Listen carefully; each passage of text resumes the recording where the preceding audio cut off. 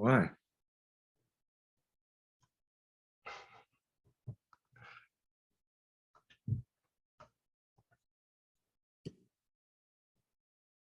Well, Stephen, I had some good jokes, but you started pressing record, so I'm gonna have to hold them jokes back. We're always ready for jokes. I'm just kidding. All right, I guess we could. It's 2:21, so as more come, I'll let them admit them. But good afternoon, everyone. Thank you for attending today's session with Dr. Cummins. I have the pleasure to introduce you to him. Dr. Cummins is an educator down on the Apsáalooke Reservation or Crow Reservation, for some of you that are not familiar with the Apsáalooke name. He has served the Awaachiáookaate Nation for over 20 years. He is a recognized leader and shifting how schools think about Indigenous languages, culture, and continues to work toward the promotion of and continuation of Indigenous culture and languages in the Montana's public schools. Thank you for joining us, Dr. Cummins. I'm going to turn it over to you. All right, can you hear me all right, everybody? See some familiar names, and hello, Jenna. So worked with Jenna past couple of years. Robin, all the way from Browning. Miss Plant, good to see you on the call. Cool. Well, I guess I'll just get started. You can see the title of the presentation there, and it's been my work, and for the past few years, just to like look beneath the surface.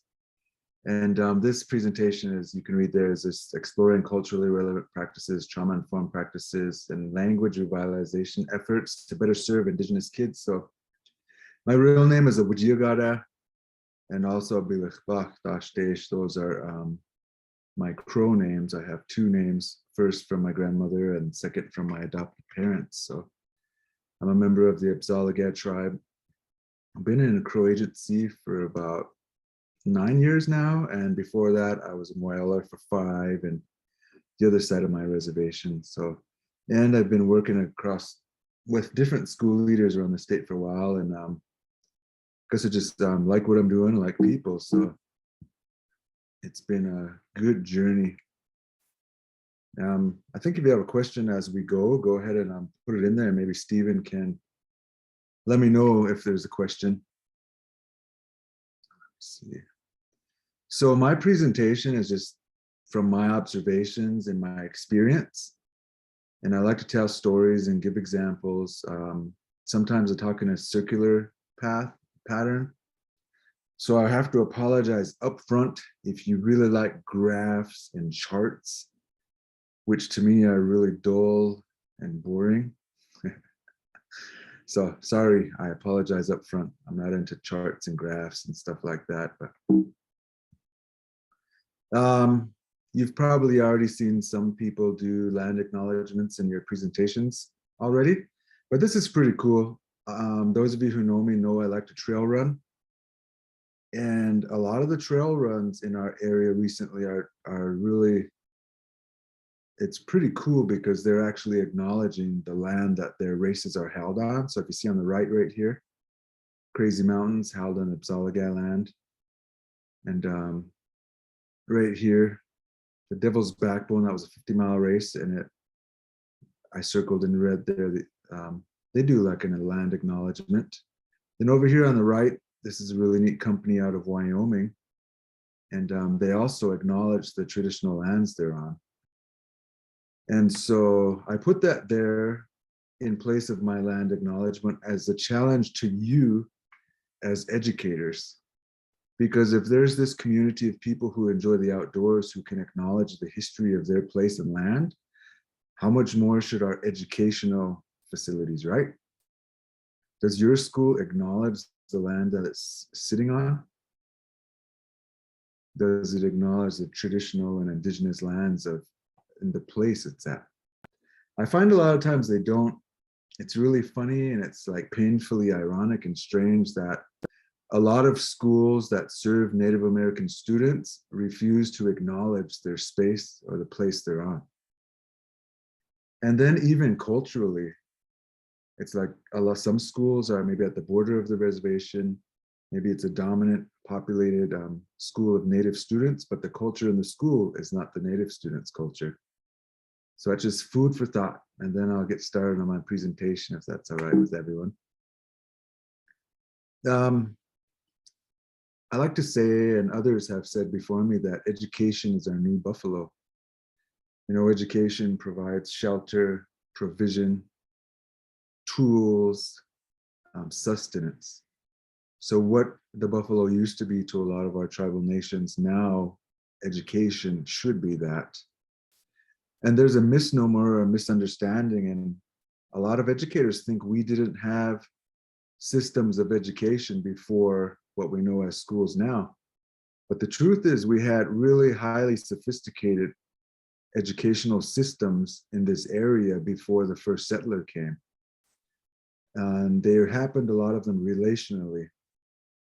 This is a picture of my great-grandfather, who's a Sundance chief and tribal leader, my great-grandmother right here. And then the bottom here is we had some activities in our school, and we had a local come in, and he was sharing stories and origins. And we like to teach the kids where they're from, who they are, and strengthen their identity, and then teach them the bonds that and expectations that they have between each other. Over here on the right, that's me and my brother and our boys, and putting up a teepee, you know, and every year. And it's kind of funny that for some places it's a big thing, but for us it's just like growing up, it's what you did, you know. You put up teepees and, you know, helped everyone else out. But each pole in our teepee has a story. There's teachings attached to our poles, meanings through the metaphors. And so I'm saying that we had education before the first public school, or before the first non-Indian school here. And when I say Western there, I mean white. And I don't mean that in any way but identifying. So you can call me a Native American or Indigenous. I won't get offended. So if I say white, don't get offended. The problem right now with I would say a lot of our schooling is what this picture points out very clearly. This painting, a lot of you've seen it. It's called American Progress. And it's a picture of settler colonialism coming west. And if you look at the book there, Lady Liberty is actually holding a school book. So supposedly progress is coming behind her, but look at who she's moving out. In this picture, you know, it's the natives, it's the original inhabitants of the land are being moved out in this picture. And that is the undercurrent in a lot of our schools. So it's like the unspoken undercurrents in our public education system is actually this idea of using school to bring progress. And that undercurrent is never explored, but the surface story is pretty clear. We look at discipline, disparities in discipline for our Native kids in Native schools, the achievement gaps, and the graduation rates. So that's visible, but nobody talks about this undercurrent story, the undercurrent that happens in classroom practices, the curriculum, discipline, etc. So this is I'll give you like a few seconds to read this, or I'll just read it to you, and I apologize for doing so. But beginning with President Washington, the stated policy of the federal government was to replace the Indians' culture with our own. This was considered advisable as the cheapest and safest way of subduing the Indians, of providing a safe habitat for the country's white inhabitants, of helping the whites acquire desirable land, and of changing the Indians' economy so that he would be content with less land. Now look at that last sentence. Education was a weapon by which these goals were to be accomplished. That was Thomas Jefferson. You might think that was forever ago, but that's not too long ago, considering how much this is entrenched in our schools and our schools' approach towards Indian kids. Education was a weapon by which these goals were to be accomplished. So there's been a lot of calls to address issues in Native American education. 1929, the Merriam Report, and I highlighted just some things that stood out to me. And in their recommendations, the first and foremost was a change in point of view. So rather than using education to change kids or to as a weapon, first and foremost, back in 1929, the Merriam Report wanted a change in point of view. A lot of places that hasn't happened yet. 1969, the Kennedy Report recommended to sensitize teachers to Indian culture through in-services, emphasize Native history and culture, improve relationships between families and schools, train teachers in the native language of their students. Wow, how radical is that? And I took these out word for word, from these reports. There's a lot of other good recommendations, but these are the ones relevant to us right now. 1990, the Federal Native Languages Act basically had to tell everybody that Native languages are protected in public schools, school board meetings, and everywhere there's an educational program. The freedom of expression laws in America are so strong that, did you know we don't have an official language? So there's no such thing as English only in schools when it comes to our Indigenous languages. 1991, there was the Indian Nations at Risk Report, and the recommendations were to integrate the contemporary historical and cultural perspectives of American natives, welcome tribal members, leaders, and other members of the community as partners. A lot of times there's no partnership, right? Schools view their job as to doing something to the community and then telling them what they're doing, rather than actually taking Native voice validly. Insist on the use of textbooks and other library and learning resources that provide contemporary and historical information on American natives from a variety of perspectives. Recently, 2015 with ESSA, schools that have over a 50% Native enrollment and receive $40,000 in Title VI are to build a relationship with tribes through something called consultation before they receive funding. And this is my note, but usually schools provide the facade of consultation and just report out. So schools will just do what they're doing and then maybe have a meeting and report out what they've been doing, rather than bringing our Indian kids' parents to the table or trying to build authentic relationships and partnerships.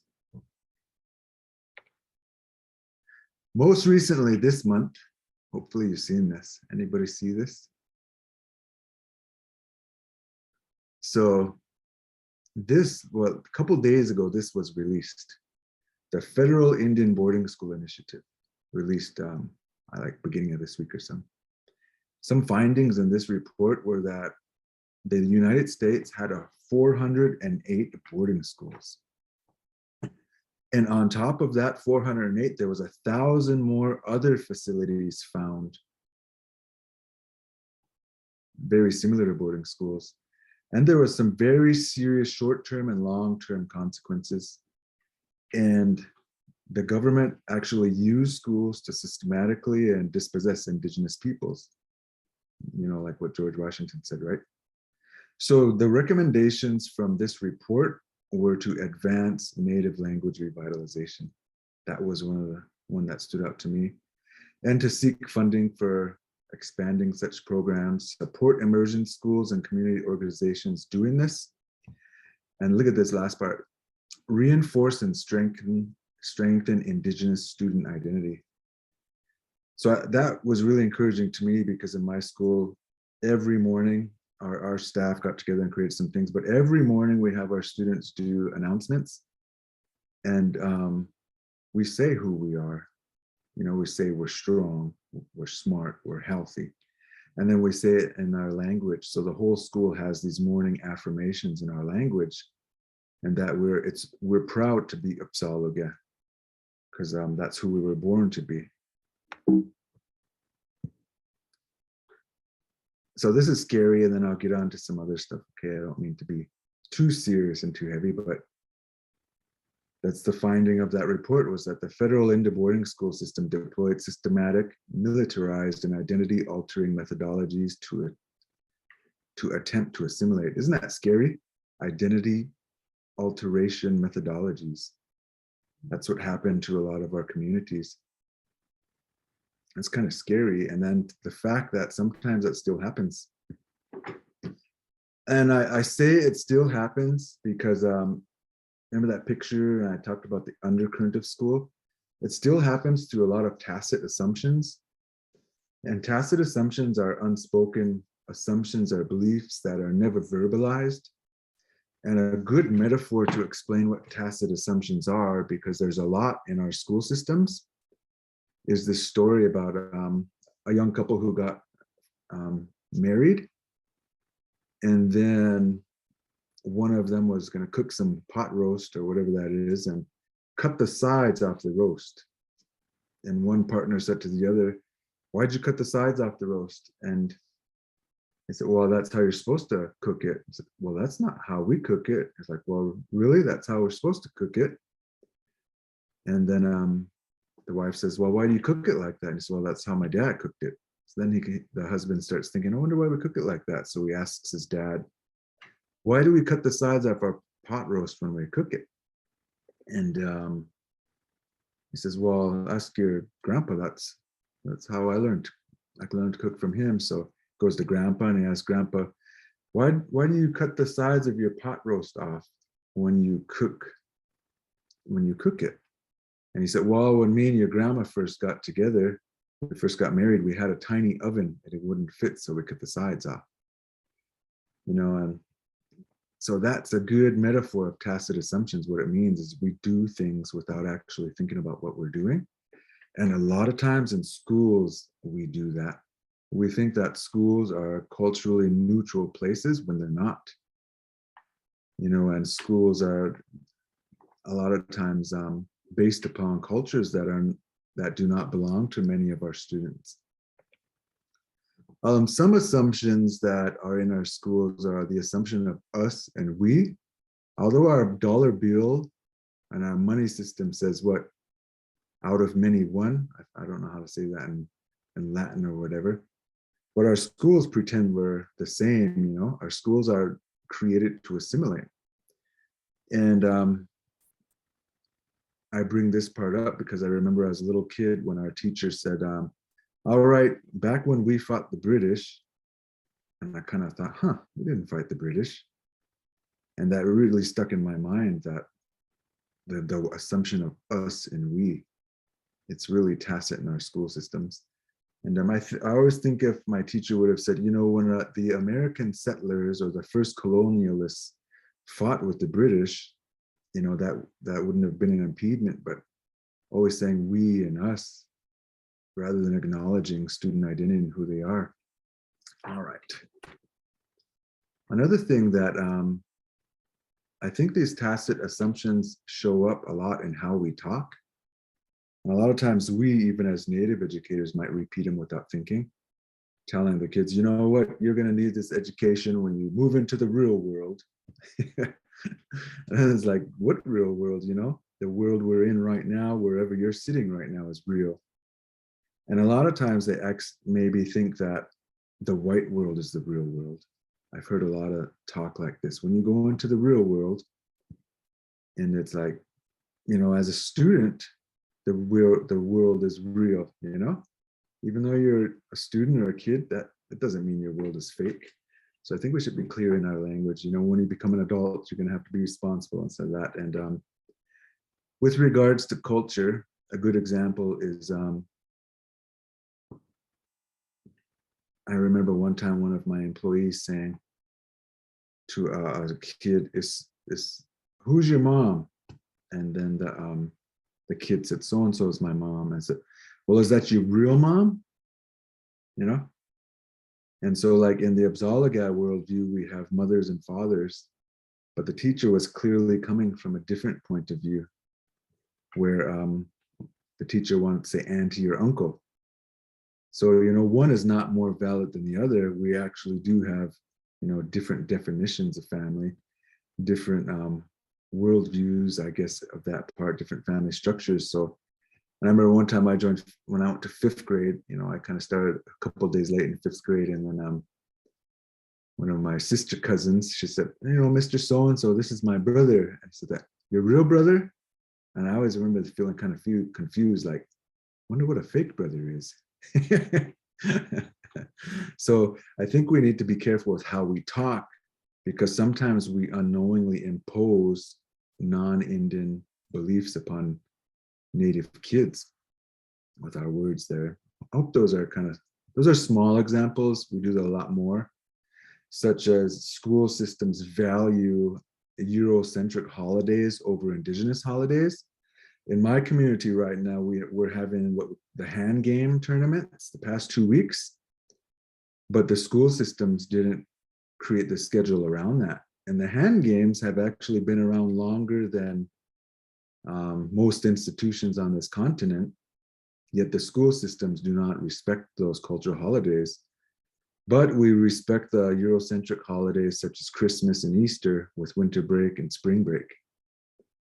But I think that our school system should do a better job of respecting the place that they are actually in, instead of trying to impose a worldview on the place they're in. And I have nothing wrong with Christmas or Easter, okay? I'll take a break anytime I can. I love gifts and all that. So this is how it shows up in our curriculum. This is from an elementary school curriculum. It says, when the European settlers arrived, they needed land to live on. The First Nations peoples agreed to move to different areas to make room for the new settlements. That's not true. That's pretty mild, right? So it shows up in our curriculum too. I had tons of examples, but for the sake of this presentation, I cut them down. But what are we going to do when we run into stuff like this, as teachers? Why don't we just tell the truth? Hey, this ain't accurate. And tell the truth. And one time I was walking around a class and I heard one of the classes, as principals do. And one of my students, I heard tell the teacher, I can't talk Crow good. I can't talk like my parents. And I think just subconsciously, without even thinking, the teacher said, well, that's because you're progressing. And I was like, oh my goodness, I didn't get mad or scold or anything. But I was like, that was just in that moment, an example of this undercurrent of assimilation that's still happening in our schools, where a very good teacher, well-meaning, kind, genuine, just a good teacher, still thought that imposing English was progress. That picture has nothing to do with that bad story, so don't associate it. I just thought it was a cool picture, huh?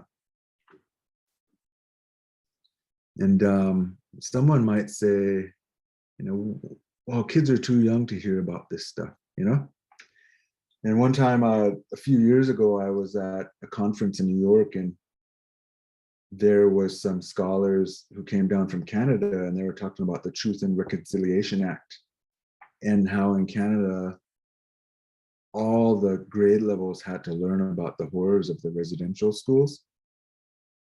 And how it wasn't good. They wanted to, how would I say? They didn't want to teach it. They said some of this content is too heavy, it's too serious for elementary age kids.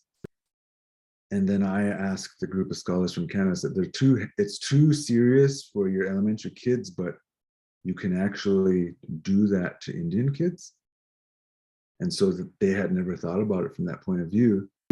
And so then it came down to the idea of, well, whose childhood is the school system privileging? They took a lot of Indigenous kids and away from their families in the residential schools and just really mistreated them. But when just to teach this to the non-Indian kids, it was too serious and too heavy. So something to think about. So these are a lot of our visible problems in our schools, right? The gaps, attendance gaps, dropout rate, it's not getting better. And a lot of times we address these problems with strategies that are supposedly research based. But the thing is, and this NCES data can be updated. I'll let you do that. But from the last NCES report, the gap between native and non-native students in math increased with research-based, practices. The fourth grade reading scores decreased with supposed research-based practices in the classroom. So gaps actually gotten bigger. The grad rate went down past couple of years. This is from No Child Left Behind.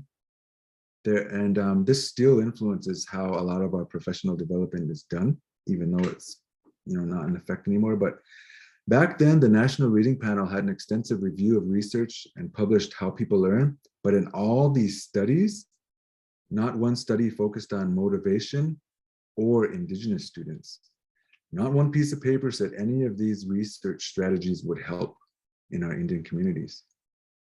And the What Works Clearinghouse, that's like a clearinghouse if you got federal funds or federal monies, or if you're an OPI employee, you can probably explain that clearer than me, but this is where you can buy your stuff from, your programs. But not one piece of research from this clearinghouse says that these quote unquote research-based programs will work with Indian kids. So there's no research that these programs that we've been using over and over, these methods will help in our schools. And I think this is the proof.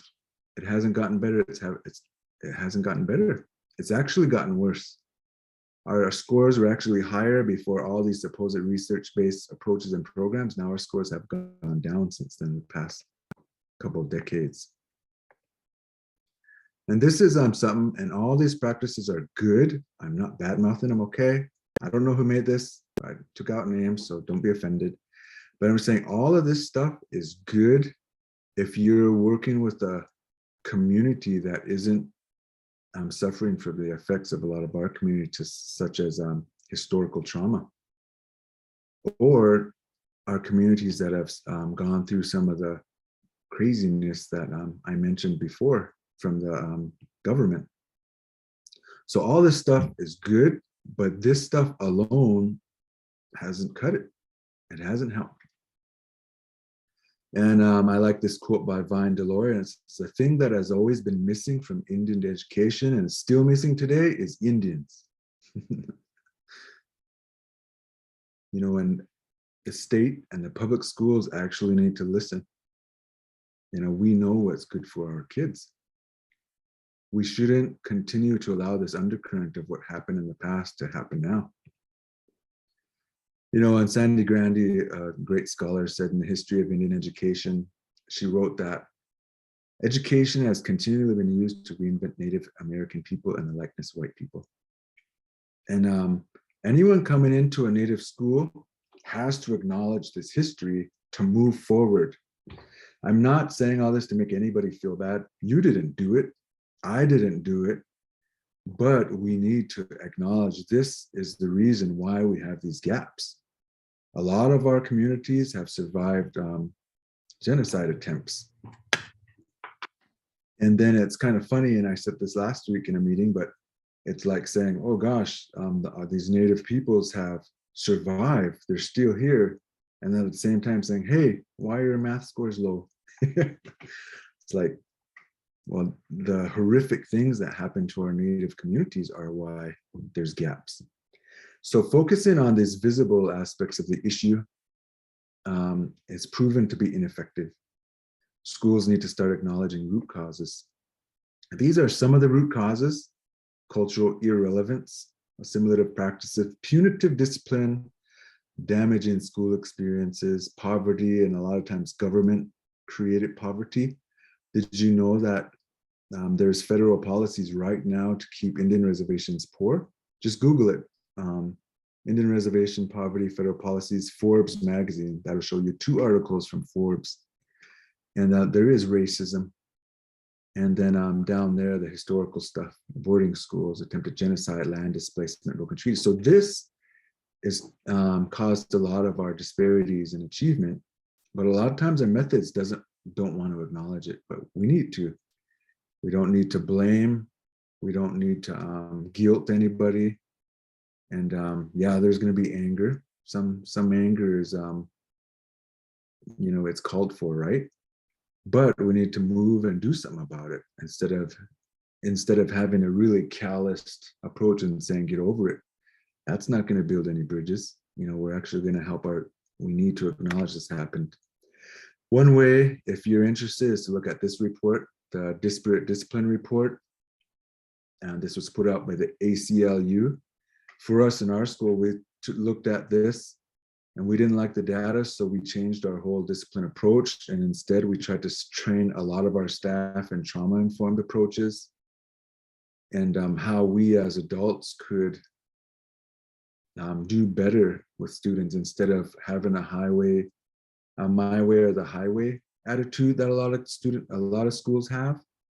And a lot of kids would rather protect their dignity than be pushed around in school by adults. I'm saying that wrong, but there's an interesting piece of research called Dangerous Dignity, and it's how some schools would rather keep their dignity and leave school than lose their dignity and stay in school. But this is a good report here, and it needs to be looked at because there's a lot of schools in Montana that are school to prison pipelines. Here's another piece of research here, whereas documented school to prison pipeline here in Montana.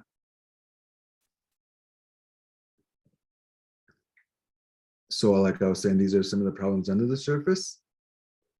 Muhammad Khalifa echoes this, and he says that if school leadership remains neutral, claiming that they did not personally initiate the system or that they have policies or intentions that are not oppressive and that they promote inclusion, then the oppressive structures and practices will almost certainly be reproduced in the schools they lead.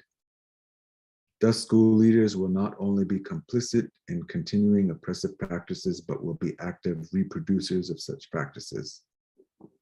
I'll let you think about that for a couple of seconds, but if we get into school and we claim, we're not trying to do this bad, stuff, but we don't change the structure, it's going to perpetuate what it's always perpetuated. We need to have, we need to critique the policies and the practices. So with regard to student discipline in any relationship, it's a 50-50, right? Can't blame everything on the kid. We can't, And it's been found that zero tolerance policies are in fact racist. 3 strikes and you're out, or I've seen some schools that they have, if you have 10 write-ups, then the kid is automatically expelled. It's just ridiculous. If any of you in your personal life decide I'm going to keep notes of this, and in my family, if somebody's had 4 disagreements with me, or 4 agreements, we're done. Somebody might wish that, but that's not reality. That's not how life works. So we need to give kids their voice, to give them the things that have been taken away from them, such as problem-solving skills, such as how to make it right. If they have a conflict with another student, how can they make it right? I believe that these are the things, how we can address what's under the surface: restorative practices, being trauma-informed, and even deeper than that, but being trauma-sensitive. A lot of us are trauma-informed. Some people say, oh, I did that last year for 2 hours on a Friday.